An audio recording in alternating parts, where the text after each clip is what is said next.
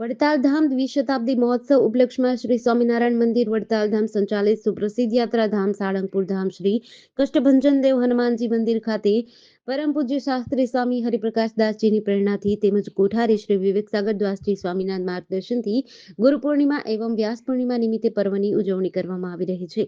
આજે તારીખ 21/7/2024 રવિવારના રોજ કષ્ટભંજન દેવ દાદાને સુવર્ણ અને હીરા જડિત વાઘા પહેરાવવામાં આવ્યા હતા। આ સાથે જ દાદાના સિંહાસનને ગુલાબ અને ગલગોટાના ફૂલનો પણ શણગાર કરવામાં આવ્યો છે।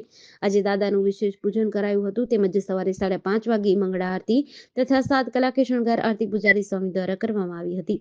આજે દાદાને કરાયેલા શણગાર વિશે પૂજારી સ્વામીએ જણાવ્યું કે આજે દાદાને 100 કિલો ગુલાબ અને ગલગોટાના ફૂલોનો શણગાર કરાયો છે। આ સાથે જ દાદાને 8 કિલો સોનામાંથી બનેલા હીરા જડિત વાઘા પણ પહેરાવ્યા છે।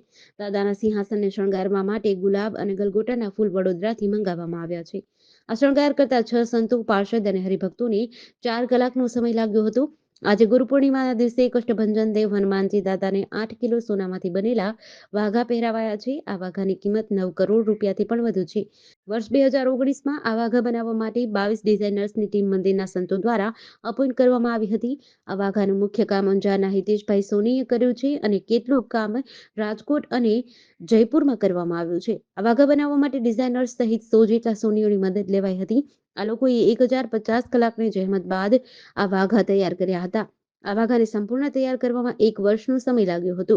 ગુરુ પૂર્ણિમાના પવિત્ર દિવસ નિમિત્તે 6:30 થી 7 કલાક દરમિયાન સદગુરુ શ્રી ગોપાળાનંદ સ્વામીનું ભાવપૂજન અર્ચન કરી સદગુરુ શ્રી ગોપાળાનંદ સ્વામીની પરમ પૂજ્ય નારાયણ મુનિ સ્વામી અથાણાવાળા કરવામાં આવ્યું હતું તેમજ ગુરુ પૂર્ણિમા પર્વની હાર્દિક શુભકામના પાઠવી હતી। મંદિરમાં સાંજે 5:30 કલાકે શ્રી કષ્ટભંજન દેવનું દિવ્ય ષોડોપચાર પૂજનનું આયોજન કરવામાં આવ્યું હતું। ફૂલોનો શણગાર સાથે ફળ, પુષ્પ, ડ્રાયફ્રૂટ વગેરે ધરવામાં આવ્યા હતા। સાંજે 7 કલાકે શ્રી કષ્ટભંજન દેવની સંધ્યા આરતી પૂજારી સ્વામી દ્વારા કરવામાં આવી હતી। જય સ્વામિનારાયણ, જય કષ્ટભંજન દેવ। આજે પવિત્ર ગુરુ પૂર્ણિમાનો દિવસ છે। આજે ગુરુ ઋણમાંથી મુક્ત થવાનો દિવસ છે। ગુરુને યાદ કરવાનો દિવસ છે। આપણા જીવનની અંદર આપણે જે કોઈ કળાઓ શીખ્યા હોય કે પછી પગથિયું ચડવાનું કોઈ પણ હોય, બાળ મંદિરથી માંડીને જે આપણે વિદ્યાભ્યાસ કર્યો છે એ બધા આપણા ગુરુજનો કહેવાય। સાધુ સંતો મહંતો એ આપણા ગુરુજનો કહેવાય।